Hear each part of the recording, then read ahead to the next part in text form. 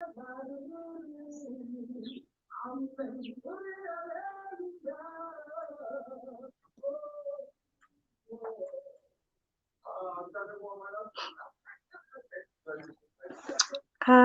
morning, everyone, and welcome to the Hemptech 2021 conference. Today, I'm going to be starting off with talking about forming strategic partnerships. My name is Masabata Sivusi, and I am co-founder of Sprout Africa. So we facilitate access to market for smallholder farmers to actively participate in the agricultural economy while incorporating aspects of business and agricultural training. What I've prepared today are just some guidelines on how you form partnerships, and maybe some steps or tips that you can look at. And I hope this is informative. Victor, can you please move to the next slide?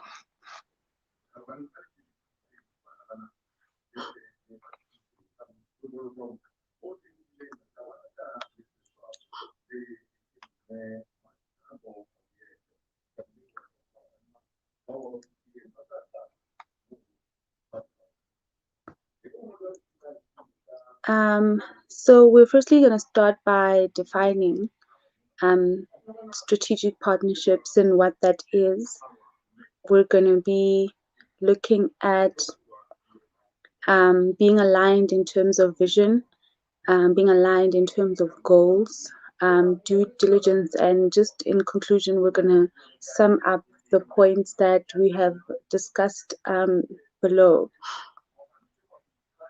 Can you move to the next slide, please?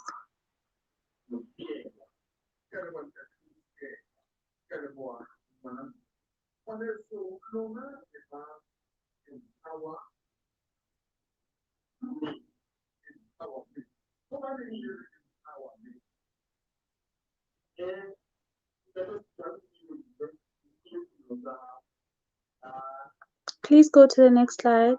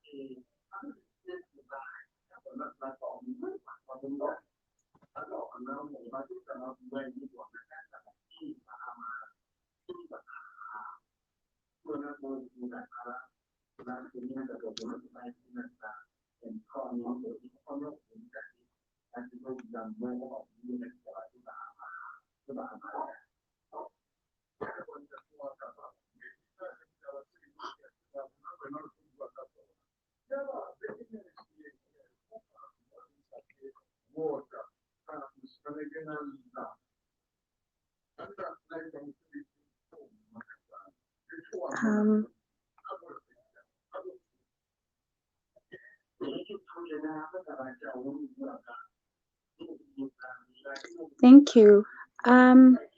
So I found this definition that I feel best describes strategic partnerships and how it works. So it basically says a strategic partnership business model is about pursuing partners not only because they provide value to you, but because they can also benefit from your company's products, the services that you offer, or just in terms of brand recognition. And I think what's important to take away from this definition is value add. So you can't just be partners with someone or look into partnering with a certain company or a brand only because you are the only person that will benefit. It's best that you are also able to add value to the partnership that you're joining in. So now with this being said, the presentation that I'm going to share, or the things I'm going to speak about, will be centered around the principles of value add, time, and just being aligned with the partners or the company that you will be working with.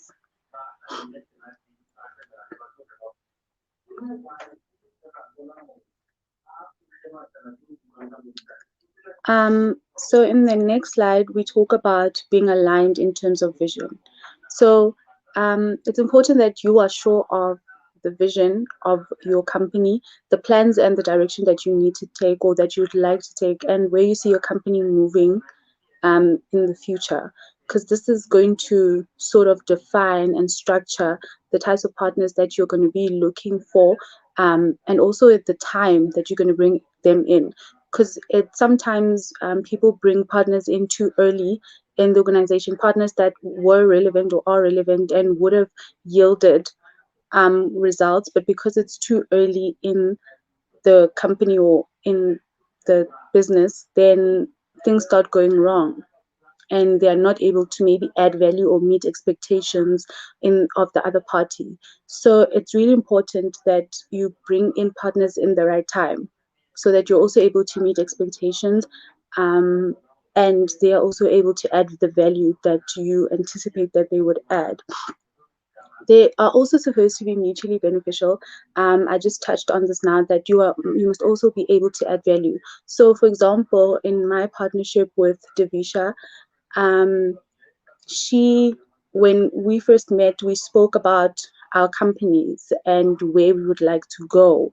We shared background on the struggles that we have experienced in the industry, and there was a lot that we had in common. There was a lot that we want to achieve, that we believed we could achieve together. And in us becoming partners, we knew that it's going to be mutually beneficial. So we would assist in some aspects of the program that she has, and she would also come in as our partner, and help and train and mentor us.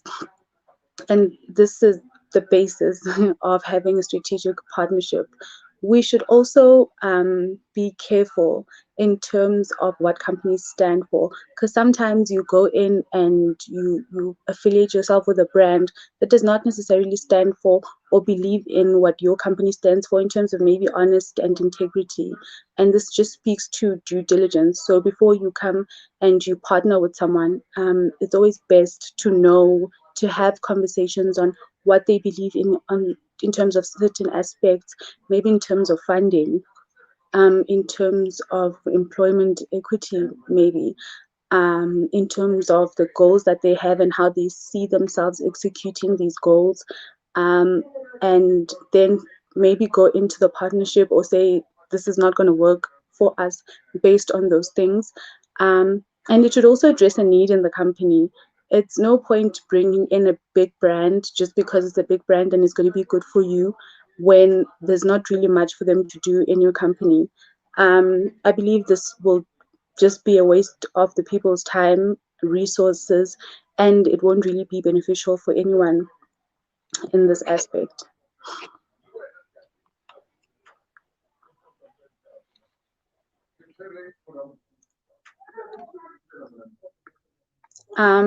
The next part is about talking and being aligned in terms of the company's goals.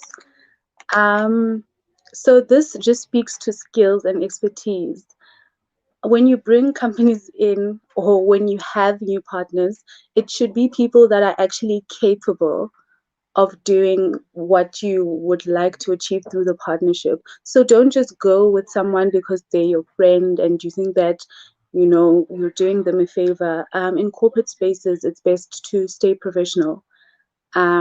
We had to learn it the hard way because we worked with a company that did our videos, and because we had a personal relationship with the people, we believed that it would even go better because of the relationship that we had, but instead it didn't go as we expected. The company didn't deliver, and we almost lost the friendship. So with this tip, I'm sharing from personal experience that when you choose partners, especially when companies or other people are concerned, do not go with friends. It's best to choose people that are able to do the job, that have experience, that have the skill, and um, if you're working on big projects that are able to execute in the timelines that you'd like. With this particular individual, they'd never worked on a big project before, and we were their first big break, I'll call it, in the industry. And that's where things went wrong. So they were able to just execute in smaller projects. And with this time, they thought they could just, wing it as they go along. And it really did not go well. So it's best to go with people that have the necessary skill set or expertise, experience, knowledge, whatever you would need to make sure that what the partnership stands for is executed successfully in the timelines that are indicated and with no struggles. Do not overcommit. Um, Most times we are very excited to have these partners or to have the conversations or just the possibility of us being aligned with whoever we're looking to be with, that we overcommit from our side in terms maybe of company size, what we're able to do, our skill set, and that sort of hinders and raises expectations of the one party. So when it comes to us delivering, then we're not able to do this. And one of the tips I would give is, especially for people that are just coming onto the industry, smallholder farmers or companies that are just starting out, do not overcommit. Be honest about what you have, the resources at your disposal, and where you'd like to go. So that when the person comes on and they agree to work with you, they know exactly where you are, and they do not expect things of you that maybe you are not able to fulfill, or put obligations on you that you are not able to fulfill because you have limited resources at the time. Hard work speaks for us. That's what I've learned. We've gotten where we are right now because of the hard work, because we keep pushing. So when your work speaks for you, you do not need to overcommit or sell yourself, and even present things that are not part of your business as yet. It's always best to communicate very clearly and honestly where you are. And you're able to see then if you align with the company that you're going to want to partner with, or the individual that you're going to partner with, in terms of goals and where you'd like to see yourself and maybe possibly the partnership going. It's always best to also ask questions. I think talking about goals, this is where you get to hear, if this is where the brand that will work best for you. Ask questions about maybe their team or struggles they faced. Ask about, money and how they're spending it. Mention your own challenges and ask how they would maybe deal with these challenges. Because I think then you get a better idea, not only of the company, but of the individuals that form the company or the team. You get to hear more about their value systems, or any other systems that they have in place, how they tackle issues and conflict resolution. And, these are also some things that you can take away and implement in your team. I know with Tavisha, in one of our first meetings, she gave us tips right off the bat about maybe how we could improve our offering. She asked certain questions about why we were not doing certain things, and what we think of certain issues, and what would happen if we tried to do some of the things differently.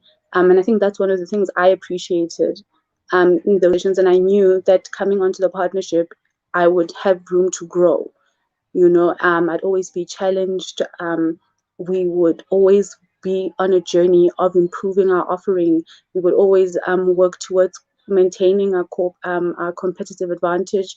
And I think that's what partnerships should do. They shouldn't just limit you to staying in the same space, but they should challenge you to grow, and aspire, for you to do better and reach more. And now when we go on to the next slide, we're going to talk about due diligence, right? We're not saying that people will steal your ideas, but it's always best to have your intellectual property, or have your documents signed up, or have your company registered, so that if anything goes wrong, you have proof that what you were working on or what you brought to the table actually is yours.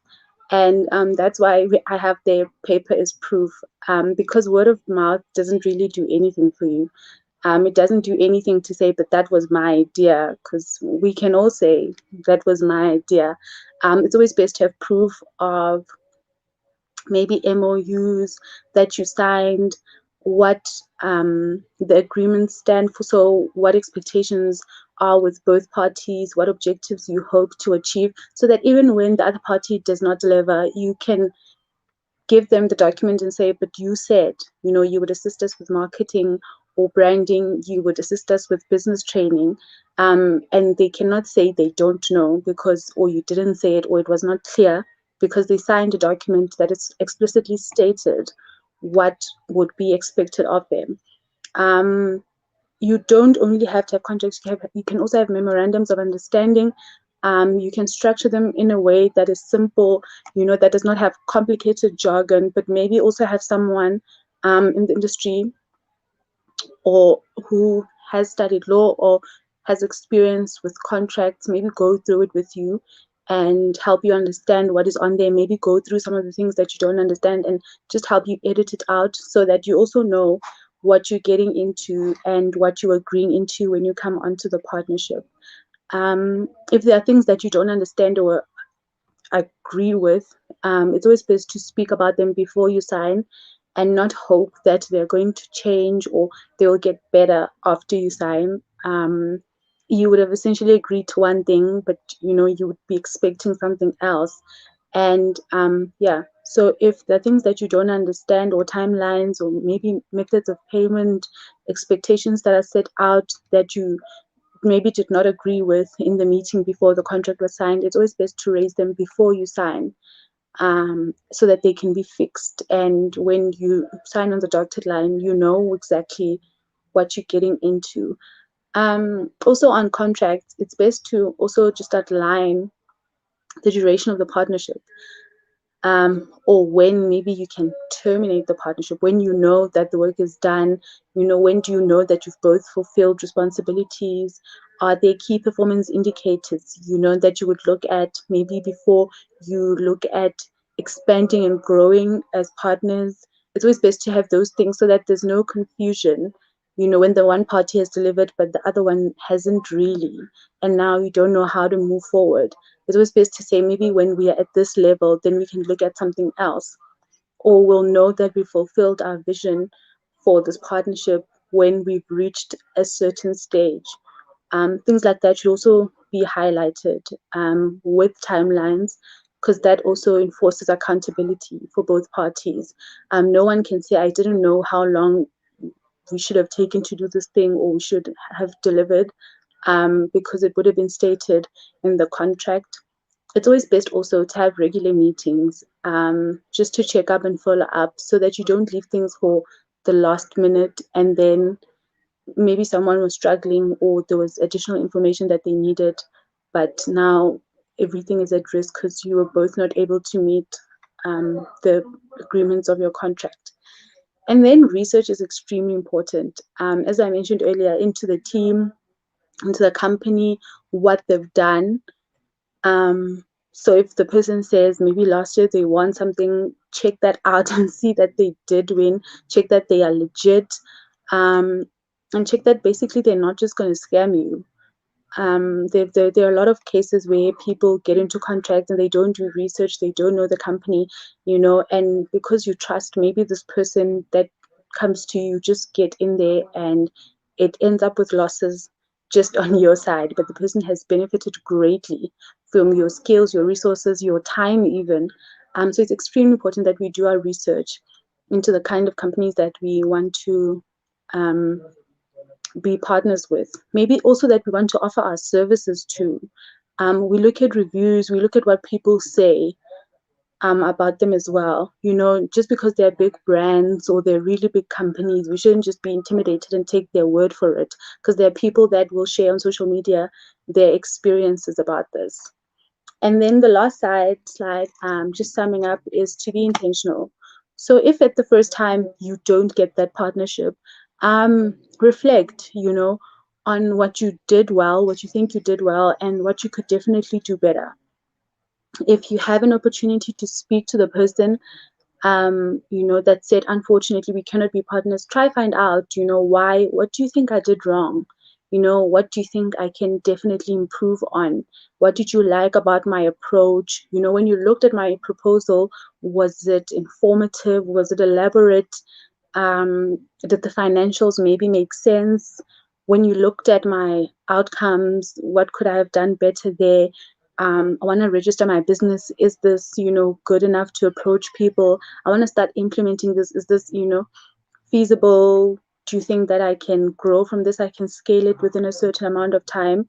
So reflecting on your learnings gives room for you to try. And when you try again, possibly win the second or the third time. And those are some of the tips that I thought were valuable to share in terms of forming strategic partnerships. Those are tips that have worked for us as a company. And I think we've gotten some really, really good partnerships, and I look forward to more. I don't know if you have any questions. I heard Tavisha yesterday saying that the questions would be on the social media pages, and then we would get them via email. If you'd like to know more about our offering as well, you are more than welcome to reach out to Tavisha. And I think she will also just ask us that. But thank you so much, Tavisha, for the invitation. It was such an honor. I've learned so much about hemp and what uses, can be made out of it. This has been an extremely exciting and informative conference. And thank you.